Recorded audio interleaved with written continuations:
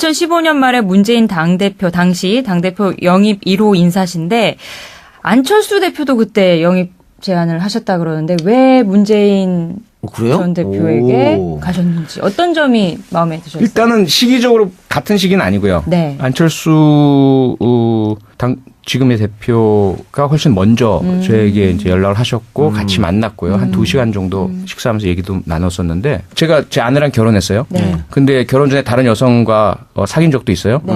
그럼 왜 저 여성하고 안 하고 왜 아내하고 했어? 이렇게 되면 사랑해서. 그 여성을 비하하면 안 되잖아요. 할 수도 없고 성격이 나랑 더 맞기 때문이지 어떤 누가 더 낫고 못하고 문제가 아니야 이렇게 되는 거죠. 그렇다면은 그냥 문재인 지금 대통령의 어떤 점에 별말 없었다 그러던데? 말이 별로 없고 큰 눈망울. 그 큰 눈망울 아닙니까? 쌍꺼풀 큰 눈망울. 아니 그 눈을 껌뻑껌뻑 하시면서 저 좀 도와주세요. 뭐 이런 거 있잖아요. 이 흉내도 잘 못. 예. 제가 필요합니다. 예. 야당이 지금 힘듭니다. 뭐 이런 뭐 분열하고 있고요. 꼭 좀 도와주셔야 되겠습니다. 뭐 이런 말씀을 별 얘기도 안 하시면서. 네. 근데 그냥 온몸으로 느껴진 진정성이란 게 있잖아요. 구구절절히 뭐 이런 거 저런 거 설명 안 하시고 또 가장 중요한 게 뭐냐면 뭔가를 조건으로 내걸지 않으신다는 거예요. 제가 그전에 그 안철수 대표뿐만 아니라 다른 거물급 정치인들 몇 분을 또 만났어요. 네. 뭐 그 재보궐선거 있을 때 뭐 있을 때마다 만나자 그래서 무슨 일인지 모르고 만났다가 이제 그런 얘기를 듣는데 네. 대부분의 그 거물 정치인 분들은 제가 실명을 거론할 수는 없습니다. 네. 그분들은 대개 무엇인가를 내거세요. 저 비례대표 한 3번 뭐 이런 식으로. 뭐 그런 거죠. 아니면 뭐 재보궐선거 있을 때 가장 당선 가능성 높은 어디 뭐 이런 것이죠.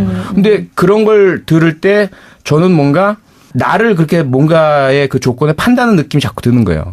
그래서 도저히 이게 정치는 나한테 안 맞는구나. 이런 것이 왔을 때 사실은 현실적으로 판단해서 계산하고 받아들이고 거기다가 확약을 받고 뭐 이렇게 해야 되는 것 같은데 나는 그게 싫은 거예요.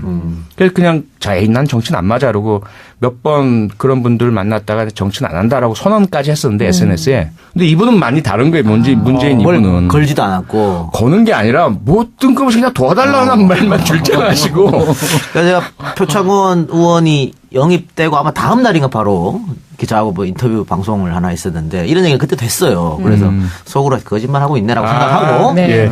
2호 인재영, 3호 인재영 계속 인터뷰를 했는데 네. 계속 이런 얘기를 하더라고.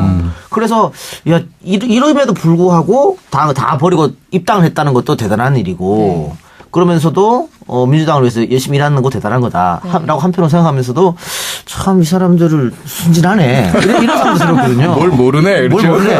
왜냐하면 지금 박주민 의원 같은 경우에는 그 공천 마감 며칠 전까지도 공천을 못 받았어요. 그렇죠. 갈 데가 없어서. 그래요? 네.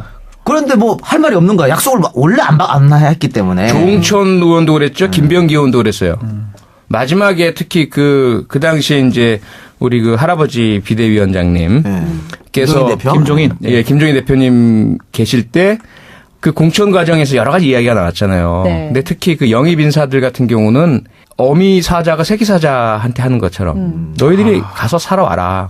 알아서 지역구 찾아서 경선 통과하고 네 자리 우뚝 찾아서라. 이런 것이었어요. 근데 저는 이제 비대위원이고 그래서 또 저를 대단히 김종인 대표님 좋아하셔가지고 전략 공천 새로운 지역구 네. 신설 지역구에 주셨지만 그러다 보니까 맨 마지막에 남는 사람들이 정치 신인들 자기가 주변머리 없어서 여기저기 가서 남의 그런 지역구 뺏기도 하고 뭐 경선에 도전도 하고 뭐 이렇게 해야 자기 지역구를 챙기는데 그게 없었지. 조응천, 김병기, 박주민 이런 사람들은 뭐야 가만히 있는 거예요.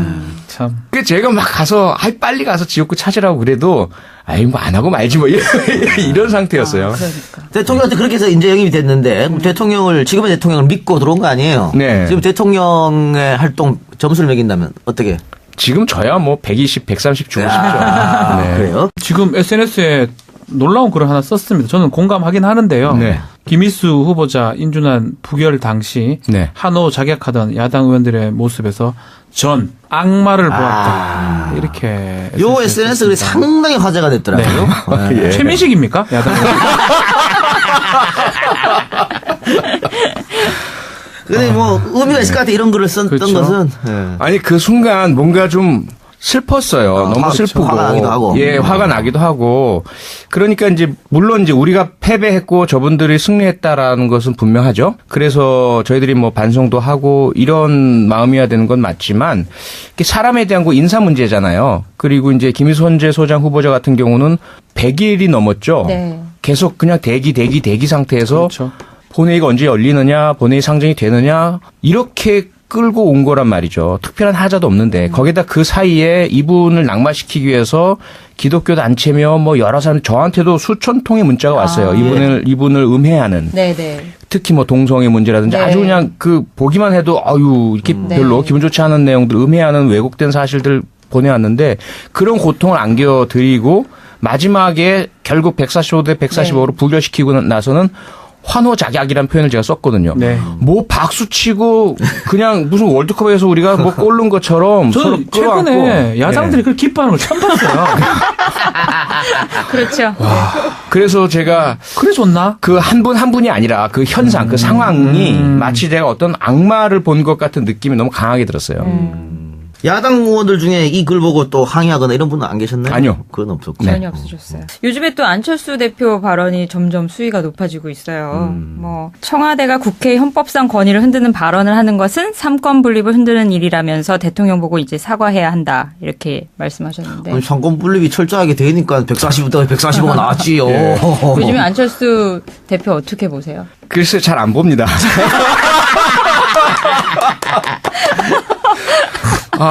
그다지 이제 보고 싶지는 네, 않고요. 네. 물론 이제 이해는 하죠. 네. 지지율 4%의 참 힘든 상황에서 어떻게 해서라도 좀 존재감을 과시하고 지지율 끌어올리고 그리고 여당이 두려워도 하고 인정하는 이런 파트너가 돼야 네. 되잖아요. 네. 이제 그런 차원에서 이제 다양한 노력을 하시는 거는 이해하겠는데 저희들로서는 좀 그 시기도 그럴 시기가 아닌 것 같고 방법도 그렇고 지금은 좀 뭐 안보 위기다 얘기하고 경제도 힘들고 정권 출범 초기고 적폐도 청산 안 됐고 어쨌든 당은 갈라져 있지만 같은 뿌리잖아. 5.18의 진상규명도 해야 되고, 뭐, 박근혜 그 국정농단의 원세훈 국정원의 어떤 피해자도 우리 공동 피해자와 같은 네. 이런 차원에서 함께 해야 될 일들도 많은데, 당장의 청와대의 어떤 와 그런 그 각을 세우고 대입하는 것부터 내세우시는 게 너무 안타깝죠, 사실은.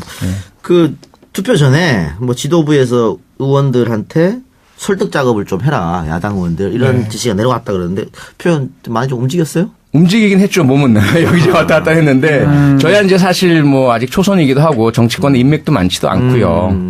그래서 그냥 뭐 상임위 활동이나, 또 본회의 옆자리에 계신 분들, 이분들께 고개 숙이고 두 손으로 잡고 잘 부탁드립니다. 뭐 이렇게는 했는데, 얼마나 그게 효과 있는지는 모르겠습니다. 네. 딱 한 분만 바뀌었으면 그렇죠. 했는데, 제가 한 분을 한 분께 좀 예를 더 열심히 잘 갖춰드리지 못해서 이렇게 된 게 아닌가라는 그런 좀 자책감도 많이 느껴요. 그럼 부결 사태는 표창원 때문이라고 결론 짓고 네. 그래서 경찰이 2012년 대선 직전에 발표를 하는데 허위 발표를 합니다. 네, 12월 16일 밤 11시. 그러니까 본인들은 조사를 해서 국정원이 다 댓글 달고 이런 걸 알았음에도 불구하고 그런 일이 없었습니다라고 거짓말 한 거죠, 대국민. 그렇죠. 네. 네.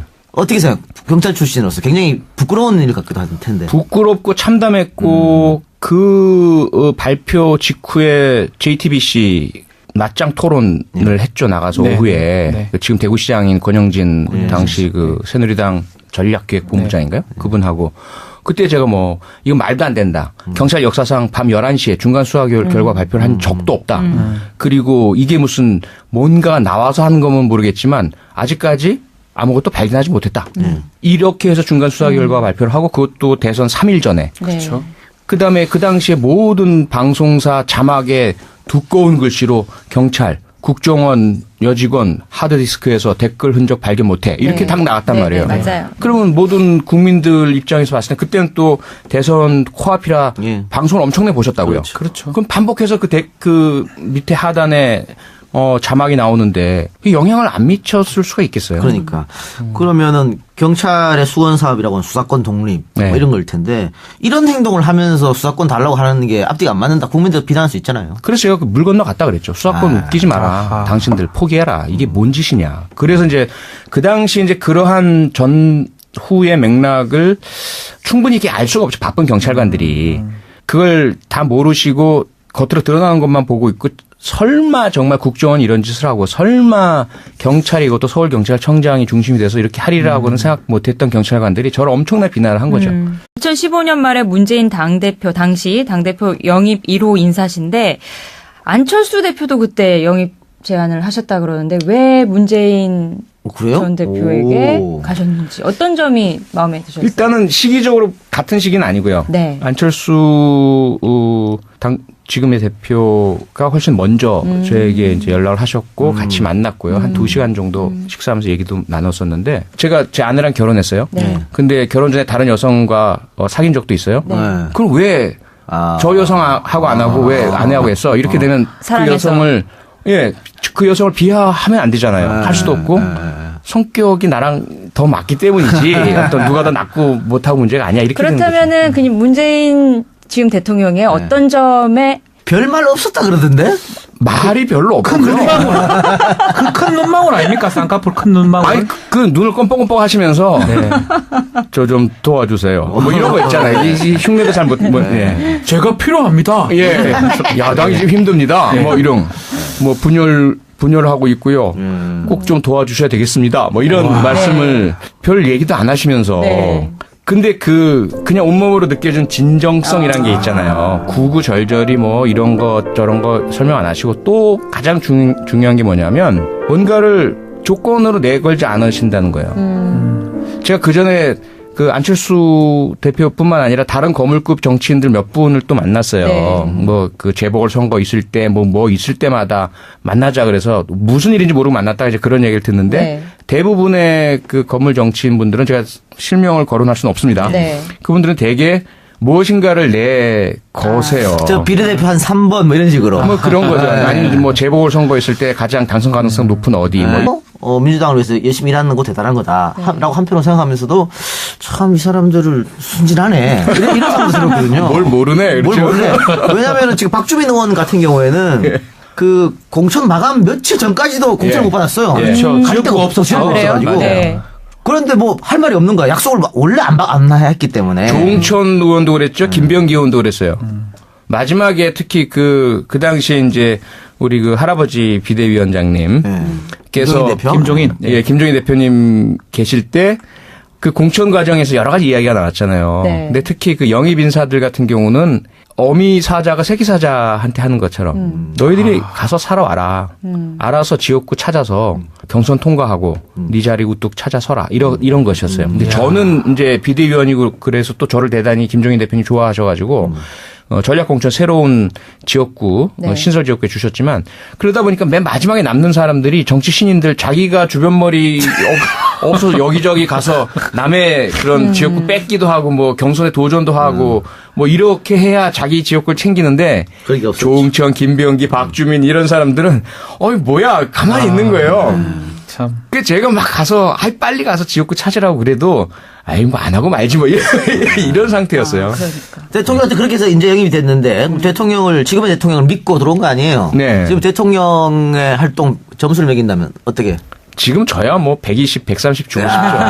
네. 그래요? 지금 SNS에 놀라운 글을 하나 썼습니다. 저는 공감하긴 하는데요. 네. 김희수 후보자 인준안 부결 당시 네. 한호 작약하던 야당 의원들의 모습에서 전 악마를 보았다. 이렇게. 요 SNS 글이 상당히 화제가 됐더라고요. 네. 예. 최민식입니까? 야당 의원. 이런 것이죠.